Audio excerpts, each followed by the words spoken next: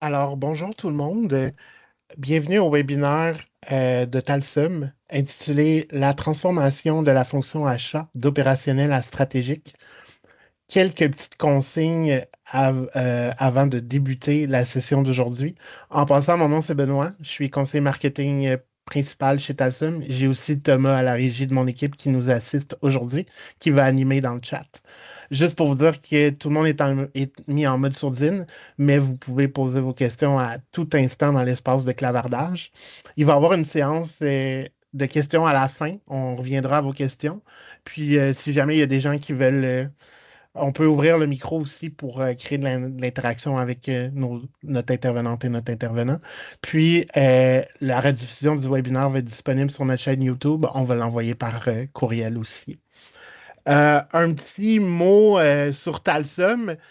Talsum, c'est un groupe d'entreprises, mais on est principalement votre allié pour vos projets de transformation numérique. On accompagne des entreprises comme la vôtre à utiliser la technologie comme levier de croissance pour optimiser leurs opérations, renforcer leur compétitivité et stimuler l'innovation.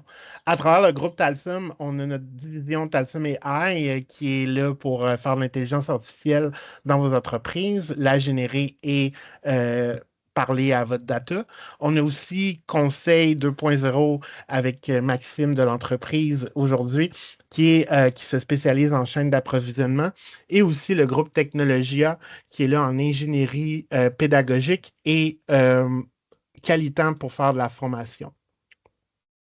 Autour de la table, oh, personne ne m'entend?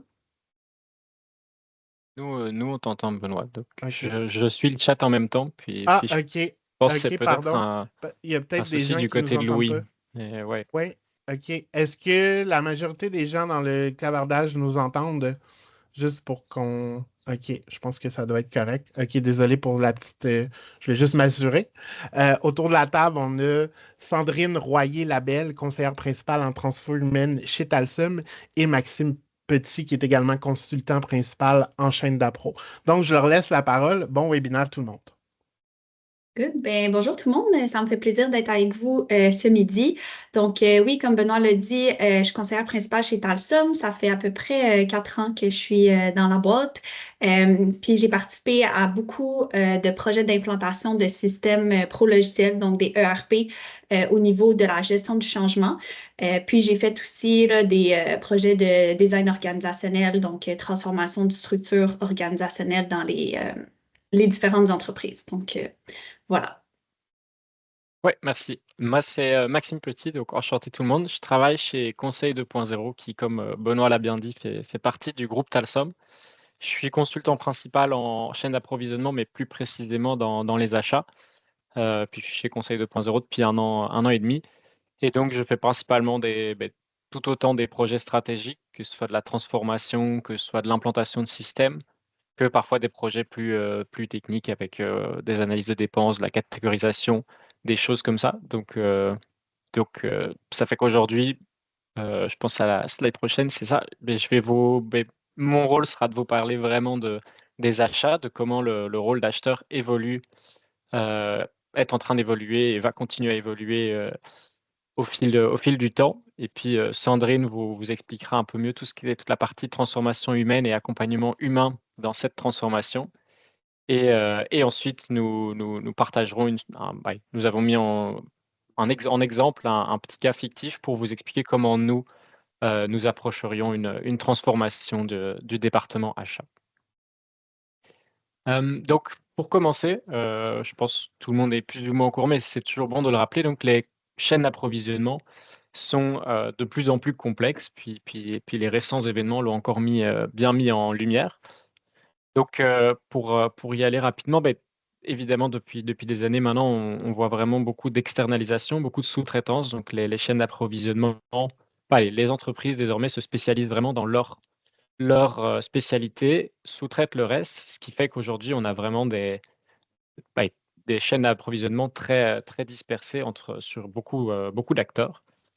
Hem, c'est pour ça, par exemple, quand on achète un produit aujourd'hui, on ne sait pas toujours quels sont tous les fournisseurs, en amont de la chaîne, quels sont tous les éléments qui ont contribué à ce produit, mais on achète pas simplement le produit fini, mais on achète toute la chaîne avec toutes les dépendances et toute la chaîne d'approvisionnement qui a eu lieu avant. Donc forcément, ça ajoute de la complexité. À côté de ça, on fait face à de la mondialisation. Donc en plus d'avoir des entreprises qui se qui se spécialisent dans un domaine, les pays aussi. Donc on a maintenant vraiment des chaînes d'approvisionnement diversifiées sur toute la planète. Puis ça amène des nouveaux risques, des nouvelles incertitudes.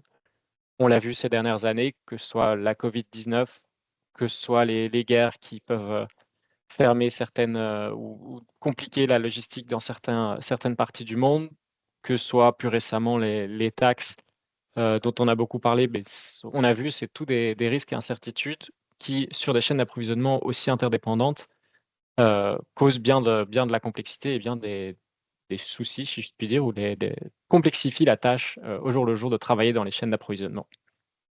À côté de ça, les produits et les attentes sont beaucoup plus diversifiés. Là où il y a quelques,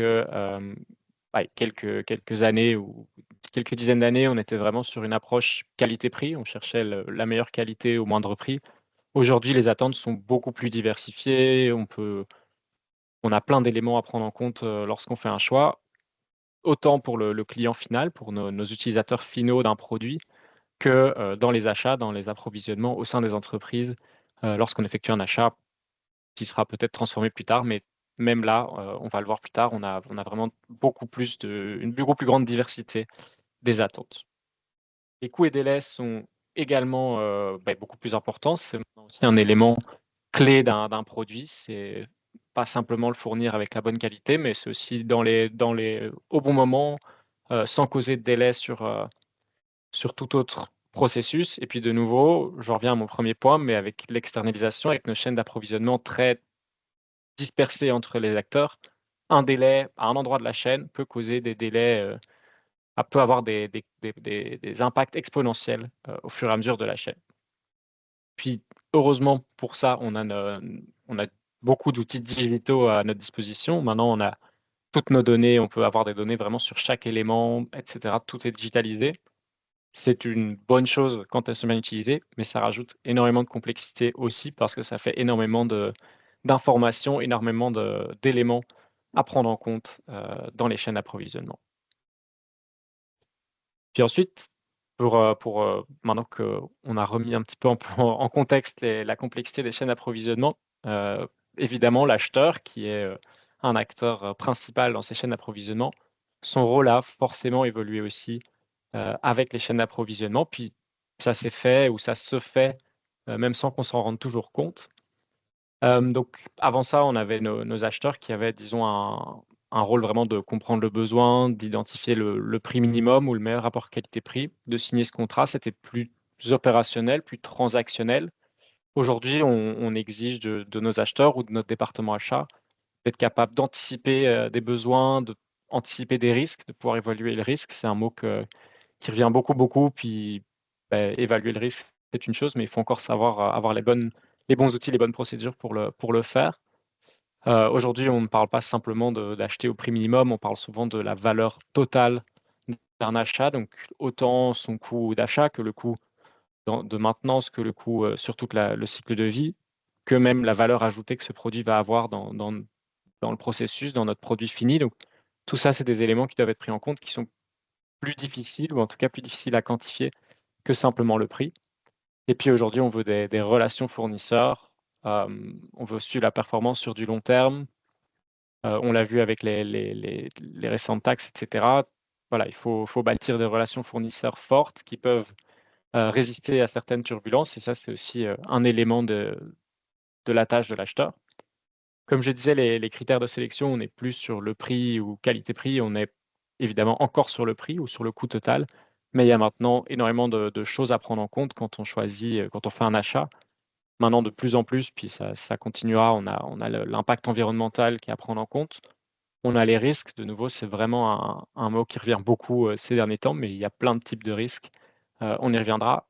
On a aussi la capacité d'innovation, par exemple, et on pourrait encore citer pas mal de critères différents. Puis pour aider nos acheteurs aujourd'hui, il y a beaucoup plus d'outils qu'il n'y en avait, avant. On parle des suites source to pay, que ce soit les Oracle, Coupa, SAP, Ariba. pour ceux qui sont moins familiers avec ça, c'est vraiment un outil presque aussi complexe que les ERP il y a quelques années, mais simple, dont la principale fonction est vraiment de gérer ou d'aider à gérer les achats. Donc c'est des outils très développés, mais qui complexifient parfois aussi la tâche. On a des outils de gestion de risque. Maintenant, il y a des choses très poussées qui se font à ce niveau-là pour pouvoir surveiller en temps réel le risque encouru par tous nos fournisseurs. Avec nos données, comme je disais, on a maintenant des rapports de dépenses très développés avec lesquels on peut faire beaucoup de choses si on a des bonnes données et puis si on est capable d'utiliser ces rapports. On a des outils de gestion de contrats, les contrats qui sont aussi un élément qui est devenu beaucoup plus complexe avec le temps. Donc tout ça, c'est des outils, c'est une bonne chose, mais de nouveau, ça prend des compétences et des connaissances pour pouvoir les utiliser. Et enfin, en termes de compétences, là où avant, comme je disais, on était un peu plus dans un mode opérationnel, transactionnel, où on voulait un bon acheteur devait très bien communiquer, avoir une capacité de négociation, être capable d'analyser des prix, être très organisé avoir un très bon sens de l'organisation pour pouvoir gérer toutes ces différentes relations avec les fournisseurs. Aujourd'hui, nos acheteurs ou notre département achat doit avoir une vision stratégique, doit comprendre la stratégie de l'entreprise, doit pouvoir la mettre en pratique et puis faire des choix qui s'alignent avec cette vision. On leur demande vraiment une expertise dans leur matière approvisionnée, beaucoup plus encore qu'avant. La gestion de risque, de nouveau, il faut, on demande de nos achats d'avoir cette notion de risque, de pouvoir interpréter un risque, de pouvoir y ajouter une importance, de pouvoir même déjà réfléchir à des solutions, des alternatives pour diminuer le risque. C'est vraiment toute une compétence en elle-même. Les outils digitaux, comme je disais, c'est aussi quelque chose, aujourd'hui, un acheteur doit être on lui demande d'être bon dans les outils, d'avoir ce sens digital pour vraiment, pouvoir utiliser les outils à bon escient. Être capable de gérer des relations de manière stratégique et sur du long terme.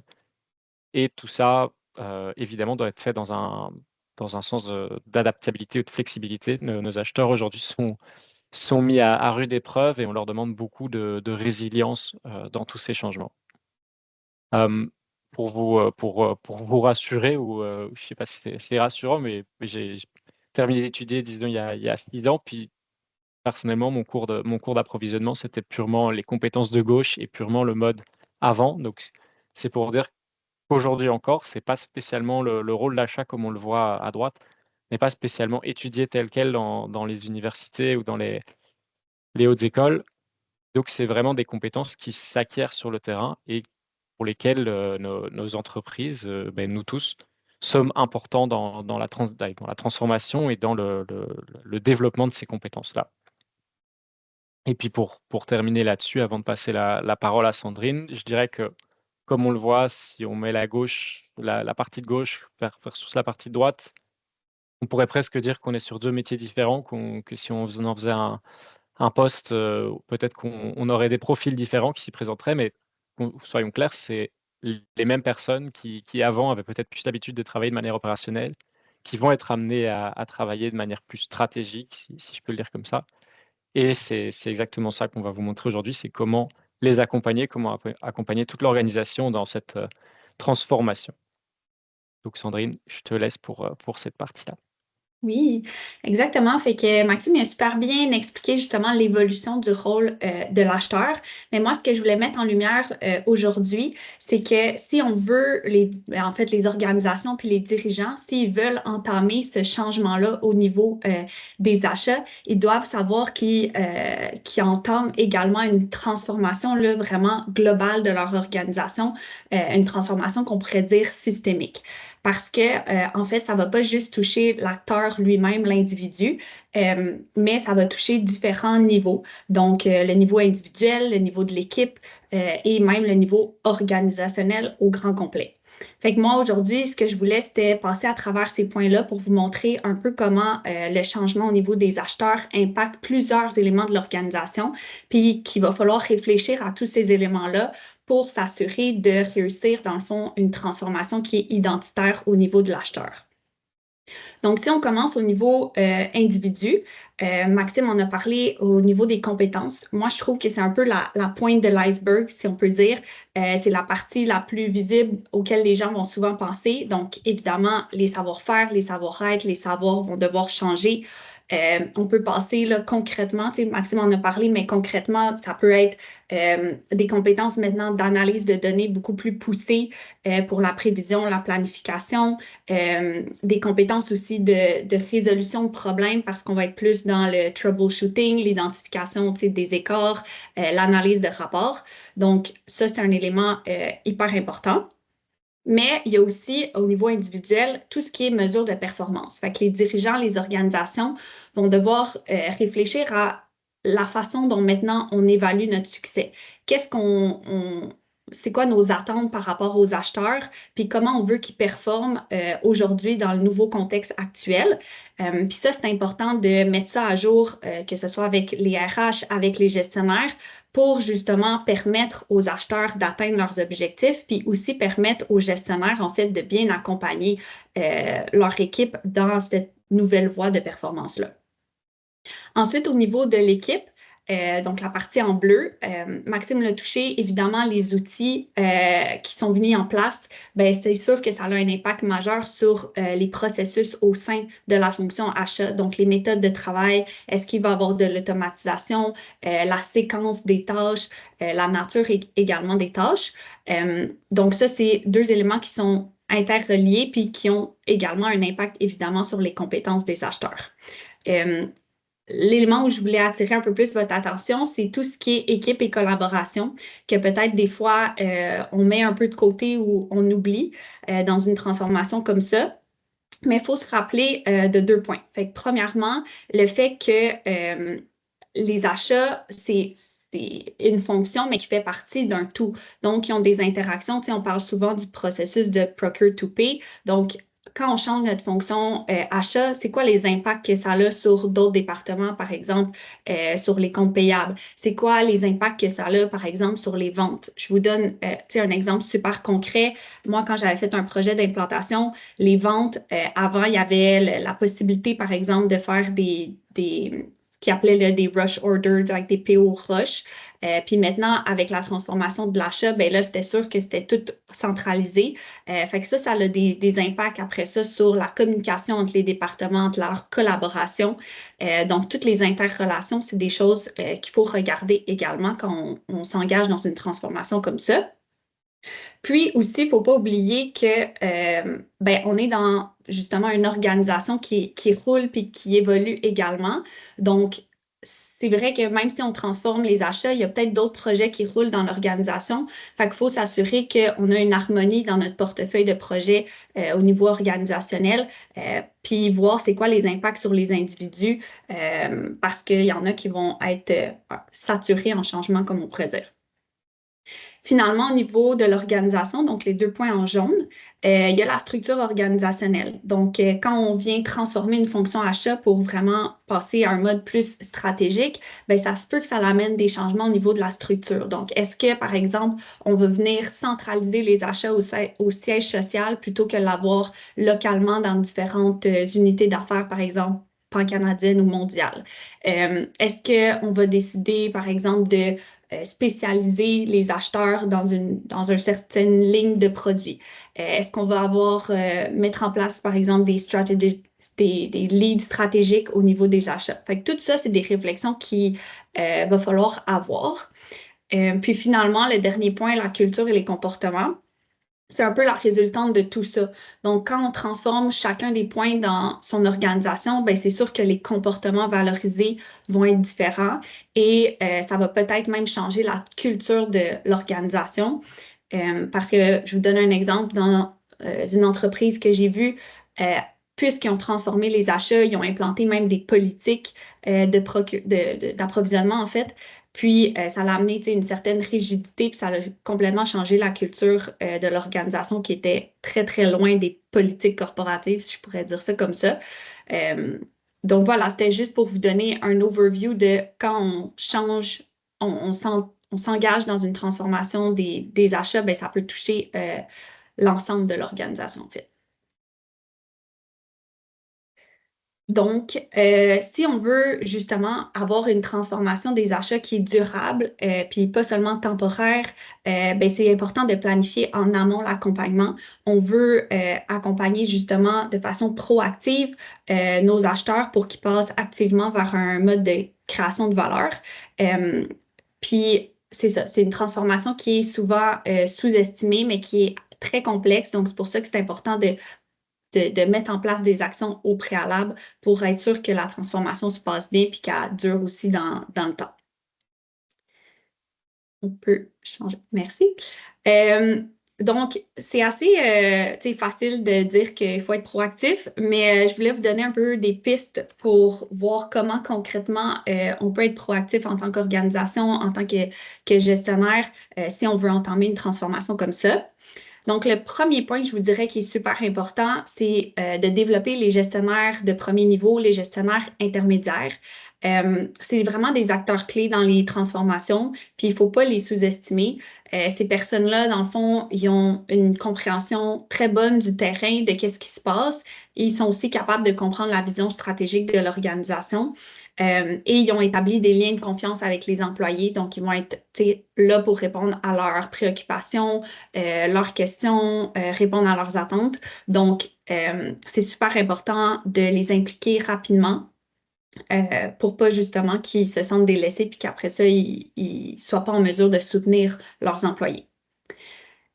Ensuite de ça, on aime beaucoup parler de une posture empathique puis un dialogue en continu. Mais ça, concrètement, ce que ça veut dire, c'est d'impliquer les acheteurs, de se mettre dans leur position pour vraiment comprendre qu'est-ce qui va se passer pour eux parce que, comme Maxime dit, on ne va pas remplacer l'ensemble des individus dans notre fonction achat. C'est vraiment de les faire évoluer avec le contexte actuel. Fait que c'est important de justement toujours communiquer avec eux sur les prochaines étapes puis vraiment les impliquer dans notre démarche, comme vous allez voir un peu plus tard dans le webinaire quand on va vous donner un exemple concret. Puis aussi, un des éléments clés, je pense que c'est d'identifier les mécanismes qui renforcent le statu quo. Donc, ça serait bien de, par exemple, dire, OK, c'est quoi les comportements en ce moment qui sont très ancrés dans le rôle de l'acheteur plus transactionnel, puis qu'il va falloir vraiment travailler.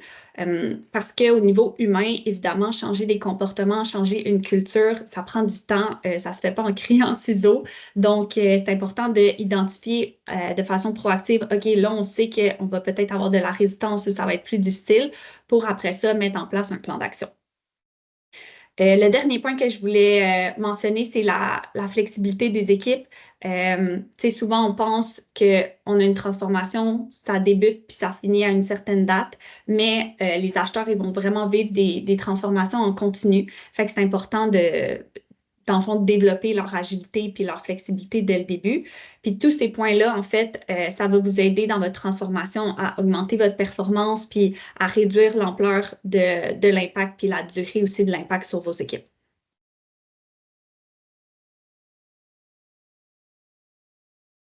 Oui. Merci Sandrine. Puis c'est très intéressant. Puis ça m'a fait penser justement à un exemple que j'avais eu, pas ici en Belgique, je viens de Belgique d'ailleurs, où on avait implanté Coupa, puis nos acheteurs pour la première fois, ils entendaient parler de Coupa ou ils voyaient des écrans de Coupa au moment de la formation, ce qu'on pensait être la bonne chose à faire en termes de changement. Puis l'acheteur, il voit pour la première fois Coupa lors de la formation et on lui montre grosso modo où cliquer pour faire ses tâches. Et c'est sûr que si c'est là le moment où l'acheteur apprend à quoi ressemble Coupa en l'occurrence ou à quoi ressemble l'outil, on a déjà raté beaucoup d'étapes. Puis c'est ce qu'on va vous montrer tout de suite pour éviter ça. Mais c'est pour dire que c'est vraiment important que les gens sur le terrain, les employés, les gens qui vont travailler dans tous ces outils avec tous ces nouveaux processus, etc. C'est important qu'ils aient qu'on leur donne cette vision au niveau et qu'ils comprennent vraiment la direction vers où on va, la raison d'être de certains projets, pour qu'ils puissent eux-mêmes comprendre pourquoi ils vont devoir modifier leurs habitudes, leurs comportements et pas se sentir imposés. Donc simplement pour Tout dire à que fait. euh, dans encore beaucoup de cas, on voit que cette transformation humaine n'est pas toujours bien prise en compte, mais on va vous montrer ici comment mieux faire ça. Donc ici, je vais vous parler d'un petit cas de figure. Puis pour peut-être mettre en contexte, si je reprends les tarifs douaniers, puisque c'est un petit peu la base et c'est à ce moment-là qu'on s'est dit qu'il fallait que peut-être qu'on fasse, ce webinaire. À ce moment-là, on a reçu beaucoup de questions de clients, qui nous demandaient: «OK, maintenant comment on fait pour, identifier nos fournisseurs qui vont augmenter leurs tarifs? Comment est-ce qu'on peut mieux se diversifier? Qu'est-ce qu'on peut faire dans nos contrats pour s'assurer qu'on ne subisse pas les tarifs?» Des choses comme ça. Puis évidemment, on a accompagné nos clients là-dedans. Mais ce qu'on recommande souvent, ce qu'on a recommandé à tous nos clients dans ce cas-là, surtout une fois que la 1re tempête, était passée, c'est de prendre un peu de recul, puis de profiter de ces moments de crise, puis cet engouement en un coup pour les approvisionnements, puisque ça a été beaucoup, mis en lumière, la fonction, achat, avec cela. C'est de transformer, plus profondément leur processus, leurs outils, leur façon de fonctionner, pour justement avoir ce côté flexible et ce côté résilient, au sein des approvisionnements, heu, pour leur permettre d'anticiper, d'être proactifs, de savoir déjà comment réagir, dès qu'une annonce ou dès qu'un risque apparaît. Heu, En quelque sorte, d'avoir toujours un coup d'avance. C'est vraiment ce qu'on souhaite pousser nos clients à faire, c'est de transformer, leur département achat pour réagir à toutes ces petites, turbulences sur les chaînes d'approvisionnement qui vont, évidemment, qui vont, malheureusement peut-être, dois-je dire, mais continuer à exister, puis continuer même, à augmenter potentiellement les prochaines années. Donc dans le cas de notre, petit cas de figure ici, on a imaginé un cas, c'est totalement fictif, d'une société de composantes mécaniques dans l'industrie automobile. On a pris cette industrie totalement au hasard parce qu'elle est beaucoup passée dans les journaux, mais je vous rassure, c'est un cas qui s'applique vraiment à toutes les industries et qu'on retrouve d'ailleurs chez pas mal de nos clients qui se posent ces questions-là, pas que dans l'industrie automobile. Puis ici, grosso modo, on a, voilà, une entreprise très, qui fonctionne vraiment de manière opérationnelle pour ce qui est des achats. Ils sont vus comme un rôle de support. C'est souvent comme ça que sont vus les achats. C'est façon de parler, au moins on entend parler des achats, au mieux on se porte.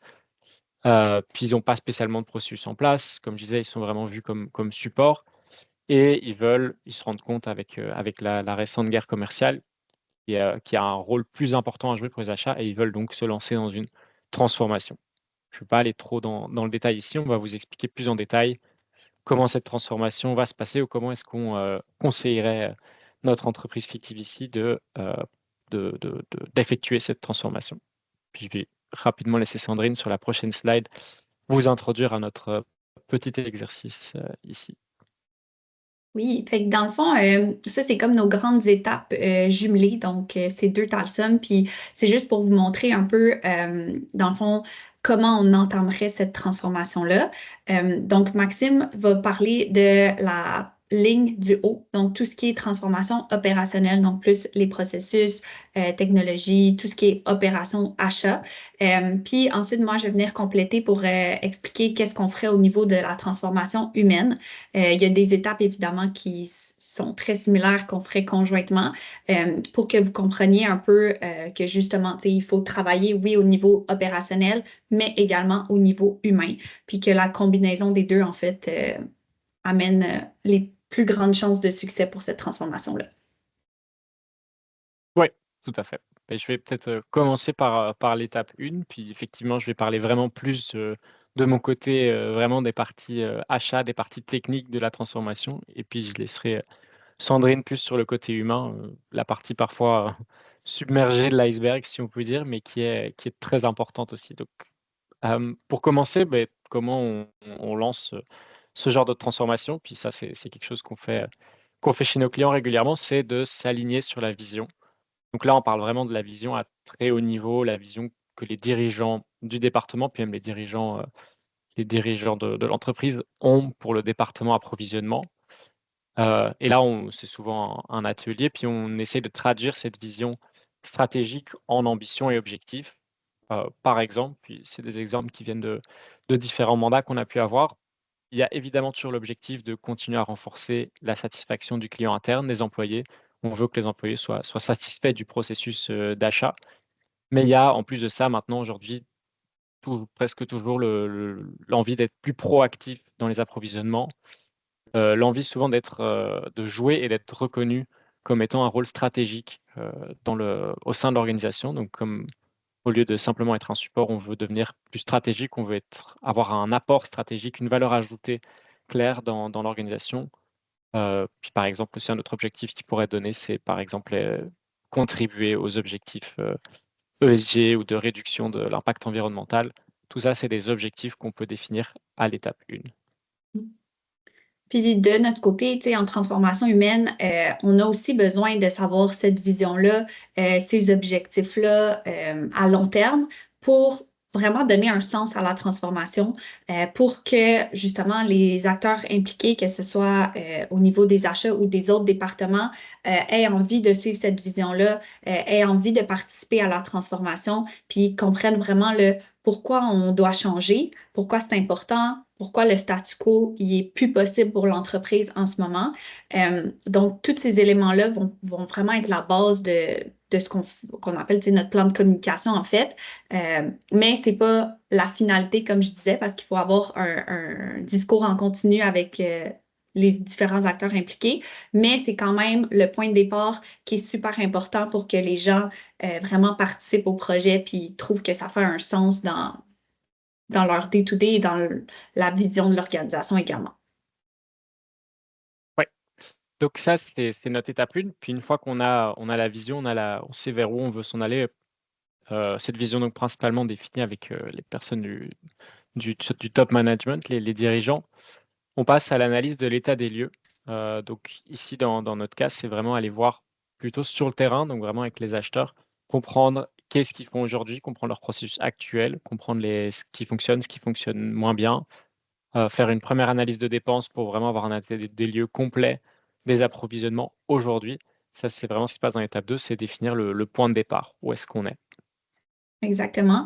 De notre côté aussi, mais on va y aller un peu plus, tu sais, niveau rôle et responsabilités. Donc, par exemple, si on revient à notre cas, ça serait de vraiment détailler les rôles et responsabilités des acheteurs opérationnels versus les planificateurs logistiques. On va vouloir regarder, OK, est-ce que le carré de sable est super clair entre ces deux rôles-là? C'est quoi la collaboration? Par exemple, encore une fois, dans notre cas de figure, tu sais, on a une usine, par exemple, en Ontario, puis une autre au Michigan. Ben, est-ce que les rôles sont standardisés? Est-ce que c'est les mêmes dans les deux usines? Comment ils collaborent ensemble? Est-ce qu'il y a des silos ou non? Fait qu'on essaye vraiment d'aller creuser pour comprendre l'état des lieux. Puis vraiment comprendre comment, c'est quoi l'organisation du travail en fait dans les différents départements.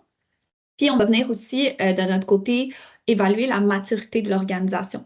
Fait que ça peut être la maturité à, tu sais, à différents niveaux. Des fois, c'est au niveau technologique, des fois, ça va être vraiment la maturité au niveau de gestion de changement.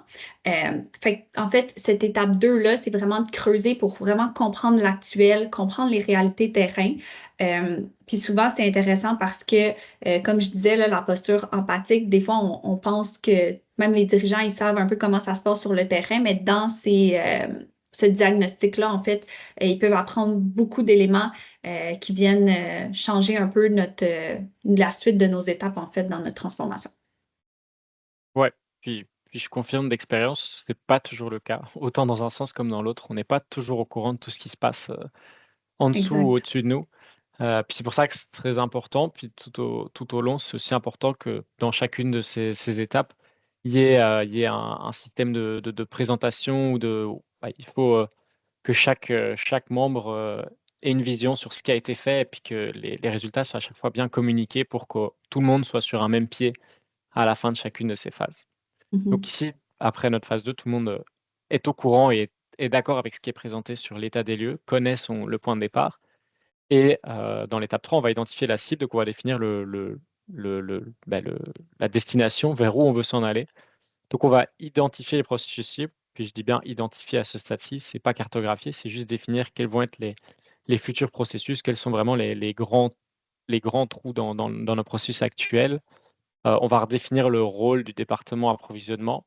De nouveau, là, je parle du département d'approvisionnement dans l'ensemble. Quels sont les nouveaux rôles, quelles sont les nouvelles responsabilités que le département approvisionnement va avoir pour traduire sa vision stratégique et pour atteindre ses objectifs.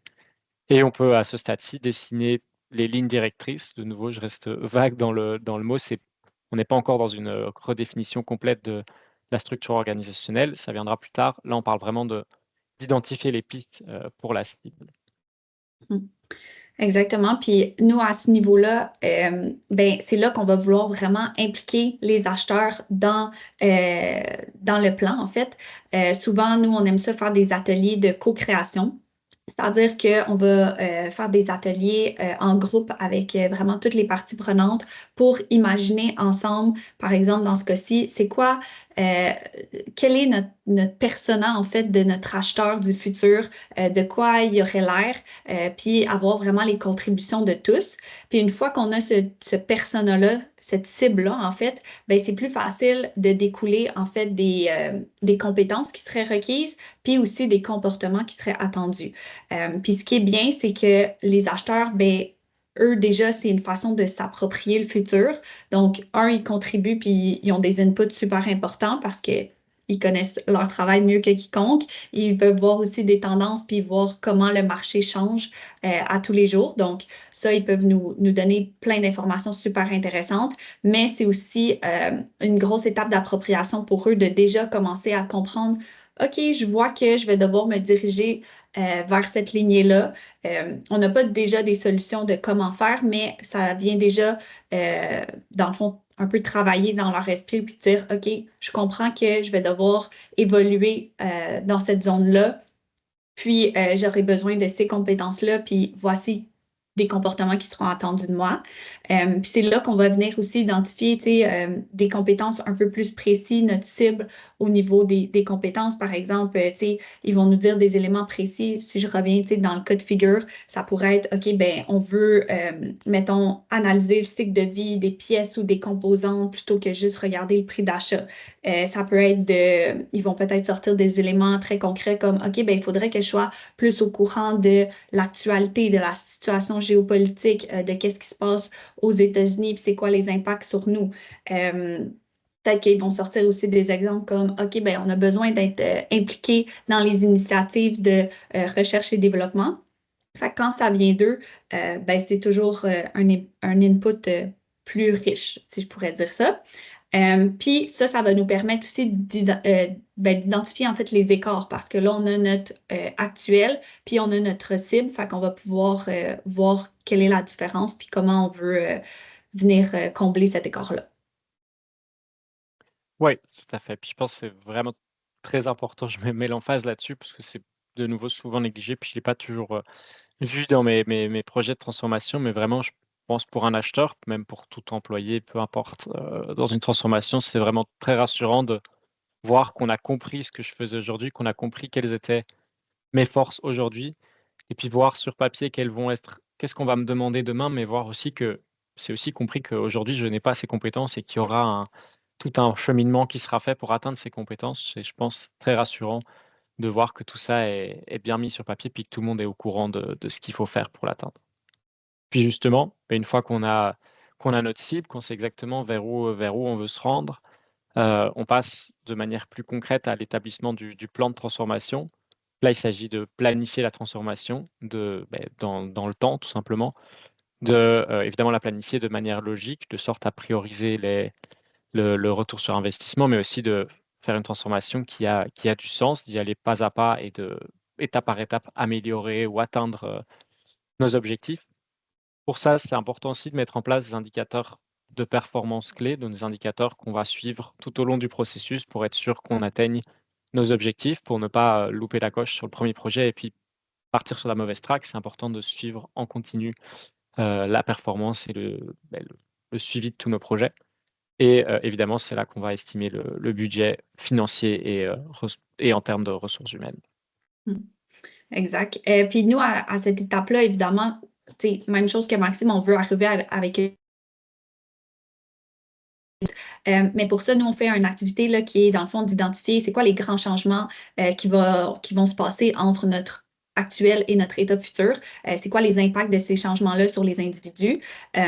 Puis après ça, on va identifier, basé sur les grands changements, c'est quoi nos zones d'intervention, puis quelle initiative il faut prioriser pour s'assurer de justement combler cet écart-là, puis s'assurer d'amener les acheteurs à l'endroit désiré.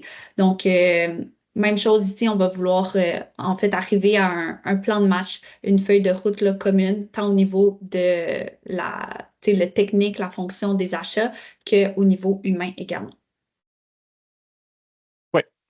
Et enfin, on passe à l'action. Donc ça, c'est l'exécution. Puis vous verrez ici qu'elle a l'air courte comme ça, mais c'est évidemment ce qui va prendre le plus de temps et ce qui va durer ce qui va parfois s'étaler sur plusieurs années. On n'est pas rentré trop dans le détail ici parce que justement, c'est la partie, je pense, avec laquelle tout le monde ici est le plus familier. Donc, c'est chaque projet qui va être effectué. Ça peut être tout type de projet, ça peut être de l'implantation, ça peut être des changements de processus, ça peut être de la formation, etc. L'important sera toujours de respecter l'interdépendance des projets et aussi de ne pas s'arrêter à la fin d'un projet ou ne pas considérer un projet une fois qu'un outil est en place, que c'est terminé, mais de l'améliorer en continu et de continuer à améliorer chacune de ces nouvelles initiatives mises en place. Tout à fait. Puis, tu sais, nous, après ça, à ce moment-là, c'est là qu'on peut dire qu'on va vraiment commencer à gérer le changement, même si on a déjà fait des actions au préalable, c'est comme impliquer les acheteurs, comprendre l'état actuel et l'état futur. Mais c'est sûr que les premières étapes, c'était plus en mode proactivité, essayer de comprendre. Puis là, ensuite, une fois qu'on a notre plan d'action, ben, c'est là qu'on va venir vraiment gérer activement le changement avec des trois axes là, en fait, classiques en gestion du changement. Donc, la communication, la formation, le support aux utilisateurs. Puis c'est là vraiment que l'évolution peut comme officiellement débuter, si je pourrais dire ça comme ça. Donc, ça montre un peu, là, en fait, une démarche justement proactive, comme on vous a expliqué. Fait qu'hésitez pas, là, si vous avez des questions sur la démarche ou sur d'autres éléments de la présentation. Ben, merci pour merci Sandrine puis Maxime. Il nous Plaisir. reste comme à peine 2 minutes, là, grosso modo, mais tu sais, il y a quand même eu une interaction dans le chat. Quand Thomas il a demandé quels sont vos plus grands enjeux, défis par rapport à votre chaîne d'approvisionnement, puis il y a une participante qui a répondu que c'est les délais supplémentaires pour éviter et contourner les tarifs ou tout simplement le très long délai habituel là, qui ne permet pas les devancements de production. Je ne sais pas si vous voulez reprendre la balle peut-être là-dessus, puis riff off.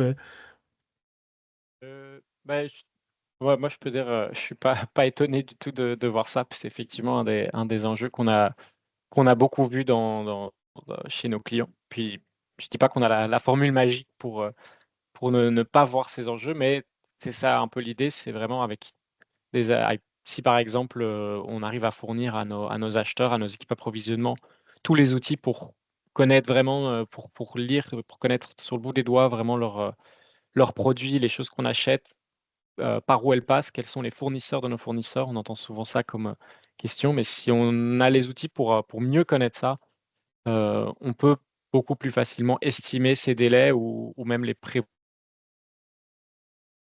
Donc c'est toutes des choses on essaye de promouvoir ou en tout cas d'améliorer, avec cette transformation, en profondeur des achats. Parfait. Ben, je pense qu'on va mettre fin, là, comme il est midi. Je voudrais vous remercier pour votre intervention de qualité puis qui était très judicieuse par rapport au climat dans lequel on vit présentement. Merci à Thomas, à la régie, puis merci à toutes les personnes qui étaient là.